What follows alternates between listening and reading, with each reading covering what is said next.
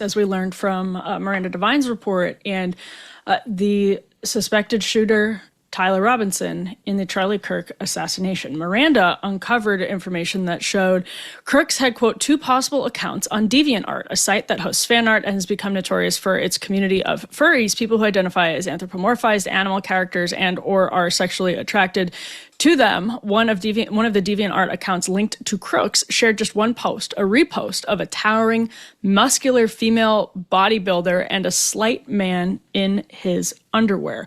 Now, there's a YouTuber named Turkey Tom who has a video with about 1 million views that was posted a couple of weeks back. And Turkey Tom, interestingly, and yes, I am seriously referring to him as Turkey Tom because that's what he goes by, said he got a message from a third party who was close to both Tyler Robinson and Lance Twiggs, Robinson's lover, who was close to both of them and remained in contact with them for like 6 years, was in Discord servers with them. And the only other people who have this knowledge, according to Turkey Tom, is the FBI, who also redacted some of these messages in order to prevent the identity of the source from coming out. Now, the source, or from being revealed. So the source said that Lance Twiggs had said he was taking black market HRT, was growing breasts, that after the election, Tyler Robinson had become much more political, left-wing, that Twiggs would be doodling erratically in ways that made people think he needed an exorcism. And also, of course, that Tyler had a DeviantArt where Tyler Robinson went by they, them, and an account on something called Fur Affinity. And so just to be clear, I mean, let's go ahead and roll this clip of Turkey Tom about Tyler Robinson's online presence. This is S3. Tyler had a few blurbs of unusual online presence that I hadn't seen. For example, he had a DeviantArt under his older handle, Crafton247, where he lists himself as they/them. It's not possible for this account to belong to someone else that created it after the assassination, as it was created 2 years ago. Then we have another account with the same exact handle, this time on Fur Affinity, but there doesn't seem to be any significant activity on it, just like on DeviantArt. And for those of you who don't know, Fur Affinity is like the furry website. It's the #1 furry website, okay? That Tyler clearly set most of his settings to more private options, which, again, is pretty reflective of the kind of guy he was. Given the testimony from Tyler and Lance's friend, even people who knew them in real life and frequented their living space only ever caught glimpses of the exact nature of their relationship. Based on the last few months prior to Charlie Kirk's assassination, as far as I understand, they weren't really having anyone over, and their output of messages to their online friends also significantly decreased. Okay, Evita. So you and I have gone back and forth for years privately when we chat, because I have interviewed many parents whose children fell into the sort of pains of gender dysphoria and were trying to socially transition or medically transition. And a lot of times almost every time actually, what I would hear is that their children were into anime world. And this sounds like cringe millennial lecturing a Zoomer like Evita on this, but I think there's something to, I mean, basically, first of all, just every Zoomer is into anime. I get that.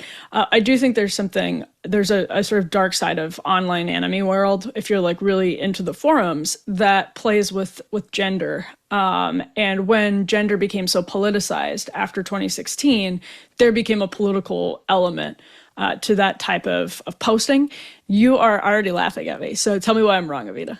I just don't think that's true, Emily. Like that, like anime is a medium. Like it's like saying like it's those damn phones. It's like, yeah, but I also could have the Holo app on my phone. As you know, I don't think that anime in and of itself is evil or is a pipeline to transgenderism. Certainly various Reddit forums or Discord channels where I guess they're into anime transgenderism is not good. It's bad. It'll lead you down a bad path.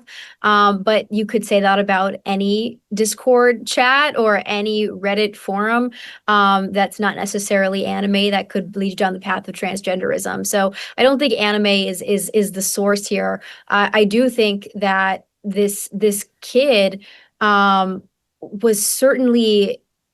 What's interesting when you actually listen to the full Turkey Tom video is the people that were in his Discord channel, the one that of course came forward and was giving this citizen journalist all the information, actually knew Lance, and said that he really was in a bipartisan group chat. Like, there were a lot of different opinions going on here. Nobody was really transgender that he knew of other than Lance.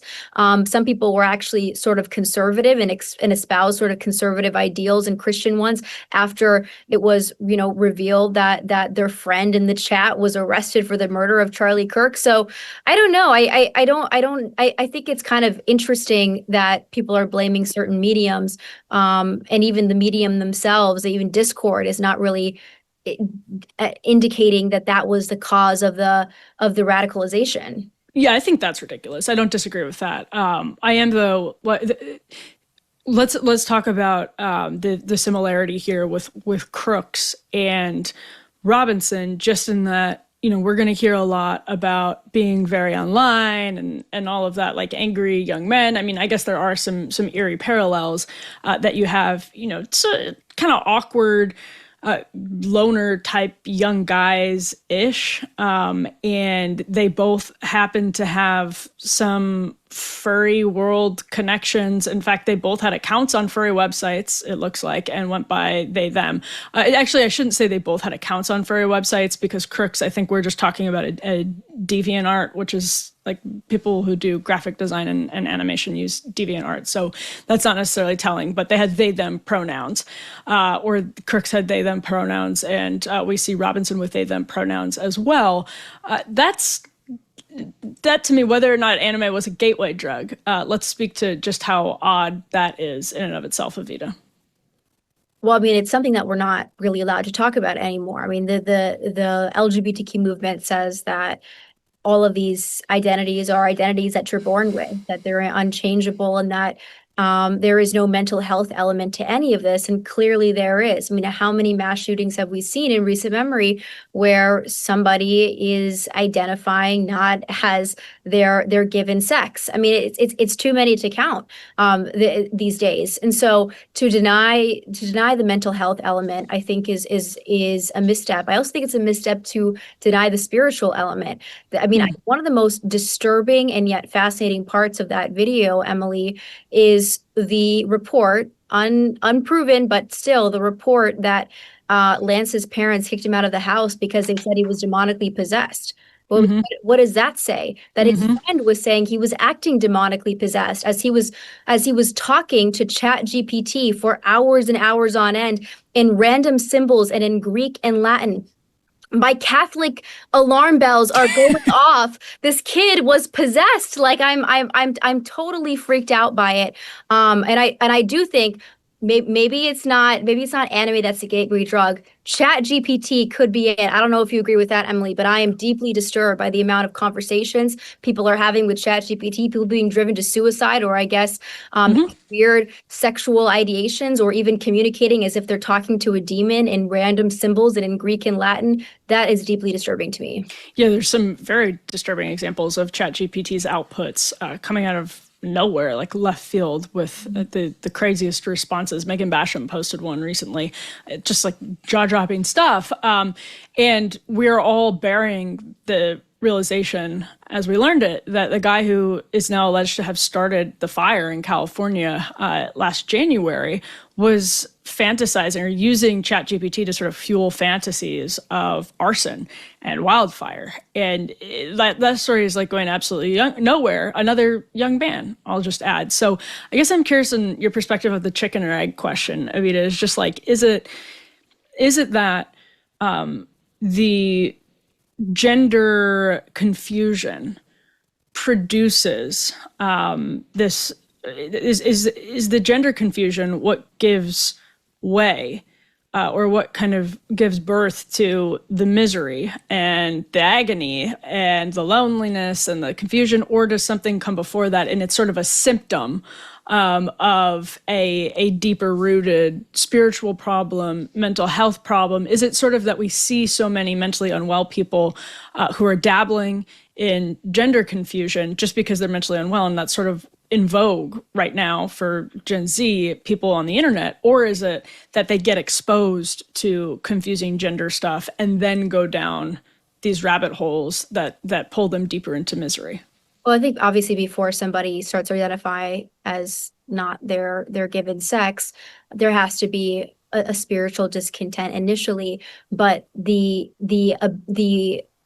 dressing, the outward expression of gender dysphoria, maybe actually genital mutilation, or of hormone hormone therapy and all the different things that they do, chemical castration, that I think exacerbates the spiritual crisis, because then you are outwardly not acting out biological reality. You are giving the middle finger to God himself, would be my Christian perspective, and that will, I think, fuel the mental illness, fuel the spiritual crisis within you. And so I mean, I think it's so scary to see how many young people are falling down this rabbit hole. It is a social contagion. Have you ever read the label on a typical chip bag? It is a science experiment of seed oils, MSG, dyes, and vague, quote, natural flavors every time.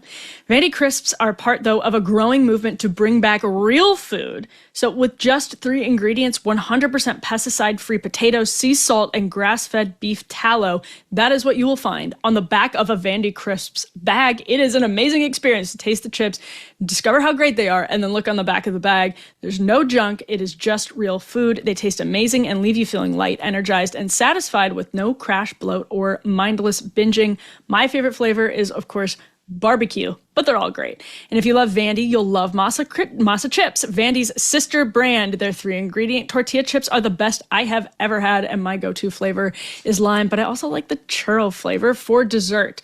So if you're ready to give Vandy or Masa a try, use code AFTERPARTY for 25% off your first order at vandycrisps.com or masachips.com, or simply click the link in the video description or scan the QR code to claim this delicious offer. If you don't feel like ordering online, Vandy and Masa are now available nationwide at your local Sprouts supermarket, so stop by and pick up a couple of bags before they're gone.